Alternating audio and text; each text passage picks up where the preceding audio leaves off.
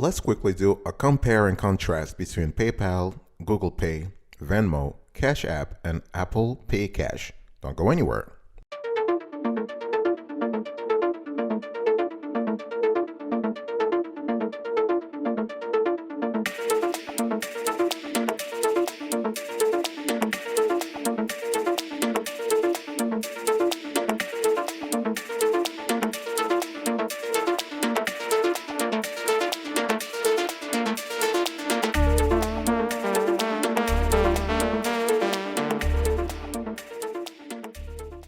Welcome back, folks, to another edition of the Awesome Sort of Kiwi Show. How are you today? I hope you are doing fantastic. I'm doing marvelous, if you are to ask me.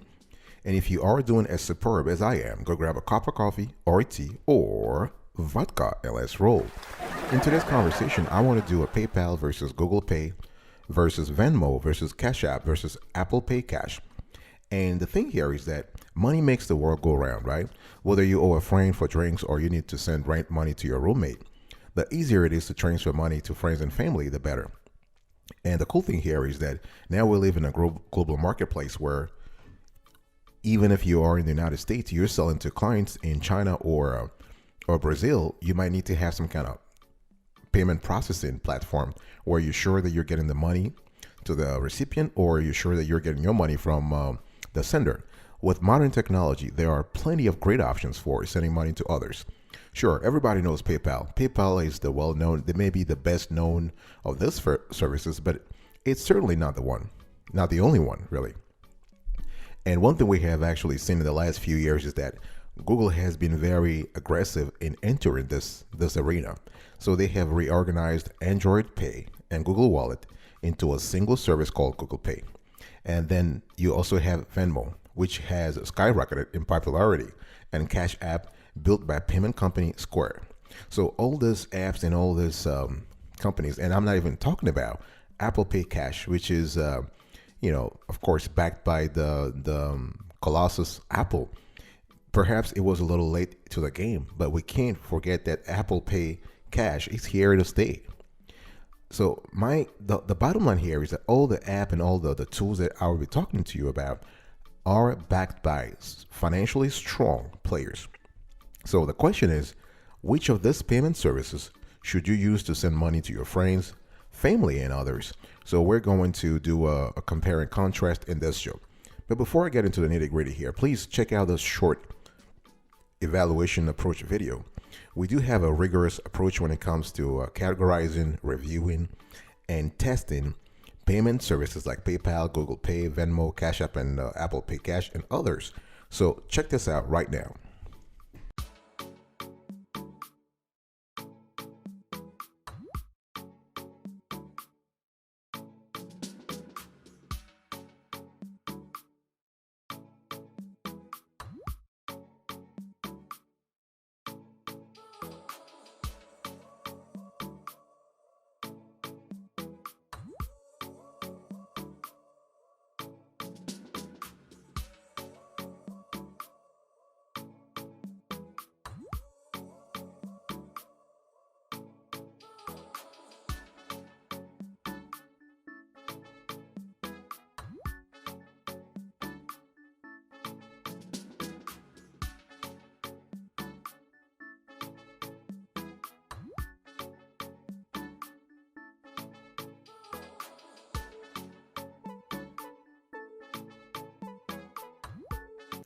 All right, let's start. First, let's talk about PayPal.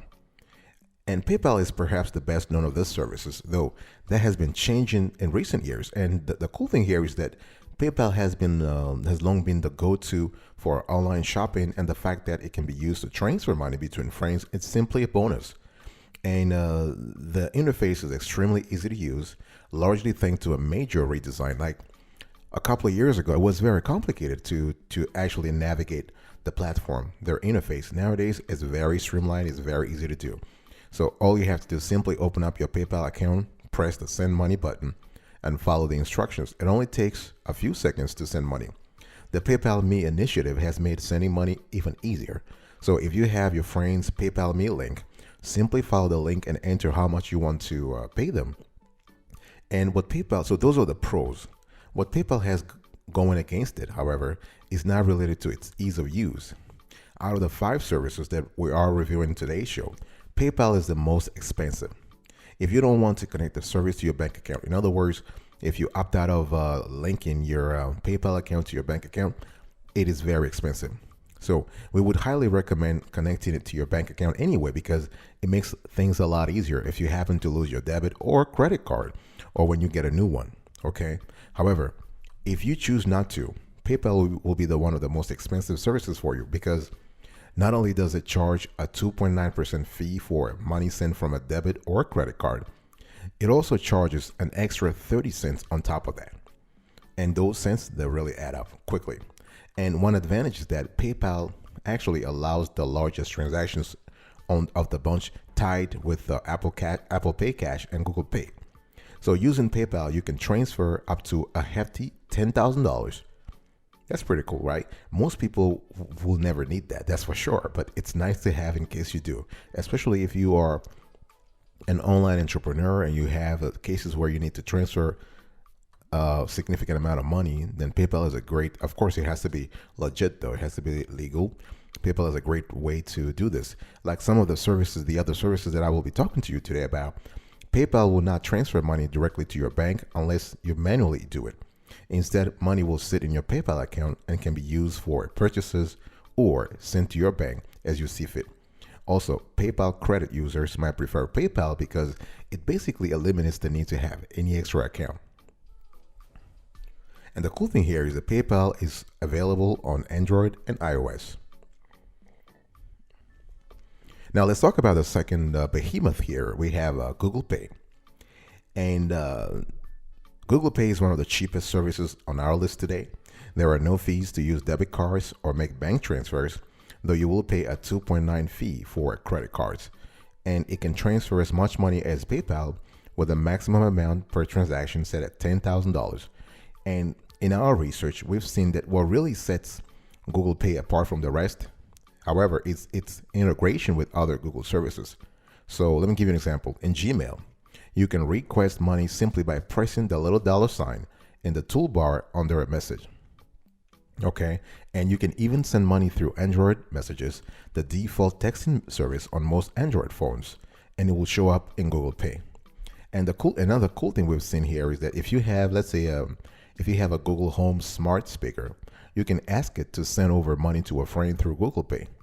So all these integrations are pretty cool, especially when it comes to making customers' lives easier, right? If you choose to use the actual Google Pay app instead, sending money is as simple as pressing on the option and entering your recipient's email address or phone number. You can also use your fingerprint sensor or Face ID to unlock the app. So transferring money into your bank account could take up to 3 days, but it's instant when you're sending it to a debit card.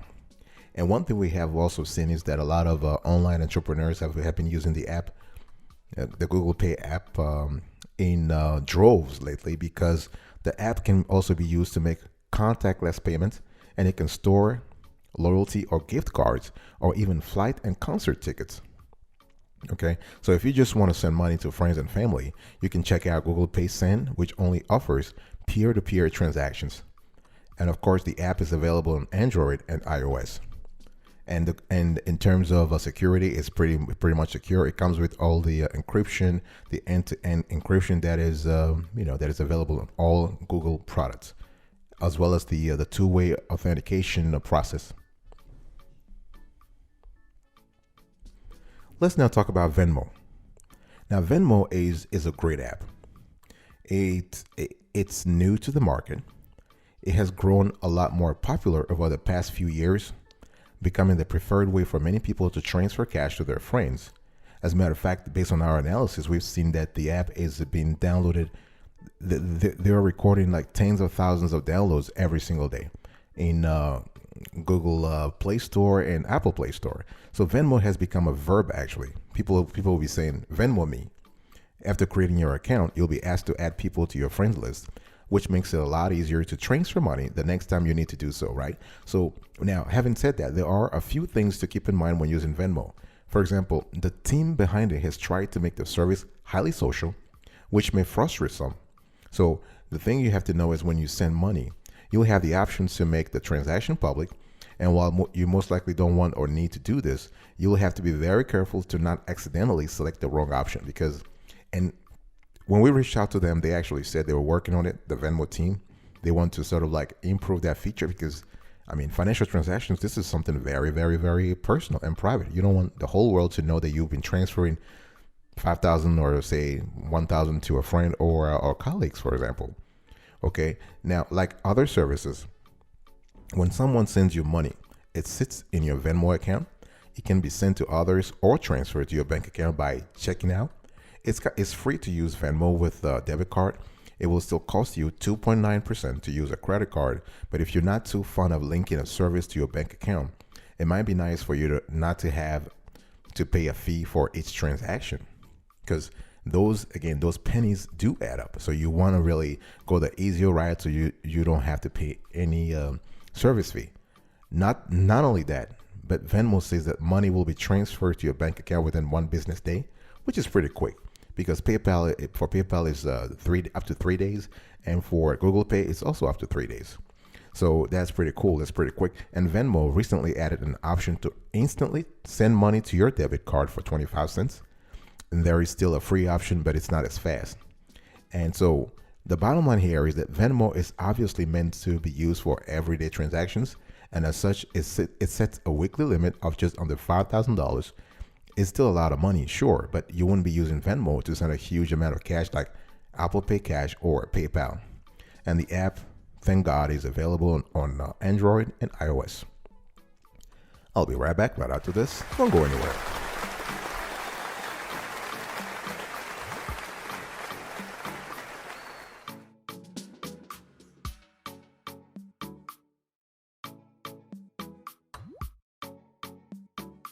Welcome back, folks, to another session of the Awesome Sweetie Kiwi Show. How are you? We're still having a conversation here about PayPal versus Google Pay versus Venmo versus Cash App versus Apple Pay Cash. Now, let me talk to you about Cash App. The Cash App is a byproduct or an offshoot of an offspring of Square, and everybody knows Square as the maker of point of sale systems for the iPad and iPhone, right? So at first glance, you might have trouble seeing why you would want to opt for a Cash App over other services, but it does have one unique selling point and a very important one. And here it is. You don't have to set up an account to use it. Isn't that wonderful? You have no obligation to provide personal details to be able to use Cash App. No, nada. However, you will need to verify your identity to lift the minuscule daily spending limit of $250. So to request cash, you want to select a name from your contact list, or you want to enter their email address or phone number. So it is very important that you need to register first to the service. You don't have to provide your personal info, but you need to actually record the contacts that you will be interacting with, and you have to enter their name, you have to enter their email address and or phone number. So, and you also once you have that, you need to enter what the money is for and enter the amount. So you have to always be very, and this is for legal and regulatory purposes. You need to, so the money is for rent, the money is for loan, is the reimbursement, the money is for healthcare service, healthcare expenses, and the Cash App team has been very, very, very reluctant to say why they need the reason for the money transfer. But we have heard, based on our research, that it's because of the KYC. Is there something called in banking? There's something called KYC. That's know your customer. So KYC regulations. So they need to know what the transfers are being used for, so as to prevent money laundering. So once you enter the amount and then what the money is for, once the request is received, both parties will need to confirm their banking information, and then the transfer will go through. Once the bank information has been entered, Square, the maker of Cash App, claims that the transaction should be completed within 2 business days. So here we have 2 days for Venmo, we have 1 day for PayPal and Google Pay, we have up to 3 days. So we're still in the average of 1 to 2 days, all right? And the app is available on Android and iOS. Last but not the least, here we have Apple Pay Cash. Now, unlike the other services on this list, you may already have Apple Pay Cash, which rolled out as part of iOS 11.2. If you have an iPhone, that's just it's part of the package. That means you don't need to download another app in order to transfer money to or from fellow iPhone owners. Now, this is not the same thing if you have to transfer money to other people who are Android users, right? Based on our research, one of the best things about Apple Pay Cash is that it's well integrated with iOS. And as long as you have set up Apple Pay with a credit or a debit card, you can quickly and easily send money through the Messages app. And it's as simple as just tapping send and see the dollar sign. So to send or receive money, you want to open up a thread in the Messages app. You want to hit the Apple Pay icon on the keyboard, and you want to choose the amount, and you just need to hit the request or pay button. So this depends on whether you want the money from a payer or you want to send the money to a payee. It really depends on the transaction. And things like, and Apple Pay doesn't ask you to enter what the money is for. No. And fees, transfer times, and limits are pretty good with Apple Pay Cash. And you'll be able to transfer up to $10,000 and will incur a 3% fee when using a credit card. So the fee with Apple Pay is not 2.9 as we've seen, 2.9% as we've seen with the other players. Here is the fee is 3%. So once you have money in your account, you can transfer it to your actual bank account in 1 to 3 business days. And there are a few downsides. And based on our test, we've seen that there are a few downsides to Apple Pay Cash. The main one being that it's only compatible with iOS. As I was saying earlier, if you have people that you have to interact with in terms of transaction, you have to send money to or receive money from, and they don't have iOS devices, then you have a problem, because you will not be able to use it with people on Android, and there is no desktop interface. And this was done intentionally. I mean, all Apple products are done with that exclusivity in mind, if you will. So yeah, this is the only thing you need to know. So, and this app is only available on iOS, only on iOS. All right, folks. Now, so you've heard about PayPal, Google Pay, Venmo, Cash App, and Apple Pay Cash, right? Which one should you use? So choosing the best payment service varies based on your needs. Just like any financial apps, game consoles, and streaming services, right? Now, PayPal remains the leader if you require a line of credit or a universally accepted service designed for online commerce. So our score here for PayPal is 10 over 10. And Google Pay might actually be the best option if you spend a lot of time on your Android and use your Google account frequently. Again, it depends on your situation. So our score, based on all the analysis we have done, our score for Google Pay, 9.5 over 10. And when it comes to Apple Pay Cash, most iPhone users will already have set up Apple Pay Cash anyway. So it makes sense to use it for in-app purchases and use another method for other transactions. And our score for Apple Pay Cash, 9.5 over 10.